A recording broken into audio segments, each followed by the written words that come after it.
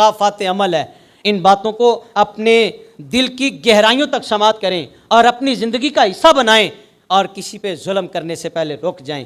किसी को ज़ुबान से अजियत पहुंचाने से पहले 2 लम्हे सोचना। मैंने हकीम साहब की एक हिकायत आपके सामने रखनी है। हकीम साहब थे बड़े नेक और पारसा बंदे। उनके पास एक लड़की आई दवाई लेने के लिए। लड़की बड़ी खूबसूरत थी। हकीम साहब के दिल में ना शैतान ने एक वसवसा डाला। तबीब ने वो जो नब्ज़ देखने के लिए कलाई पकड़ी थी ना लड़की की, ज़रूरत से ज़्यादा पकड़ ली। कलाई ज़रूरत से ज़्यादा। फ़ौरन ही ईमान ने जोश मारा और झटका दिया, उसकी कलाई को छोड़ दिया। आंखों से आंसू आ गए।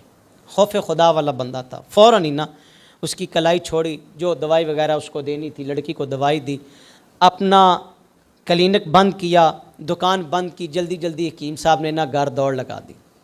रोते रोते जब घर गए ना तो घर वाली ने दरवाज़ा खोला तो घर वाली भी रो रही थी। घर वाली भी रो रही थी। तो कहा तुझे क्या हुआ, खैर है, तू क्यों रो रही है? उसने कहा नहीं पहले आप बताएं, आप बाहर से आए हैं, आप रोते हुए क्यों आए हैं? आप रोते हुए क्यों आए हैं?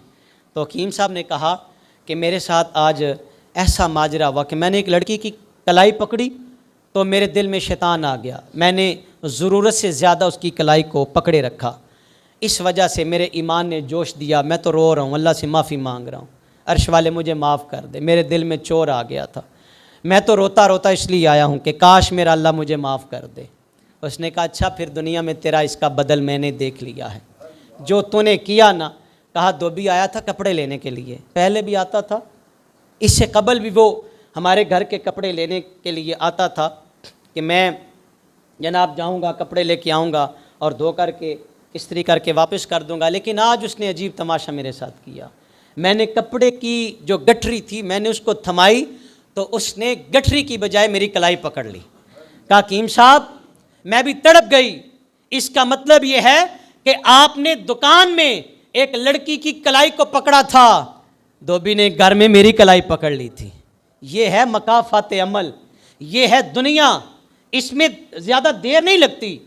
अल्लाह चाहे तो फ़ौरन ही दिखा देता है जालिम को, और अगर अल्लाह चाहे तो उसको जालिम को ढील देता है, मोहलत देता है। और फिर क़यामत तो अल्लाह ने बपा करनी है ना।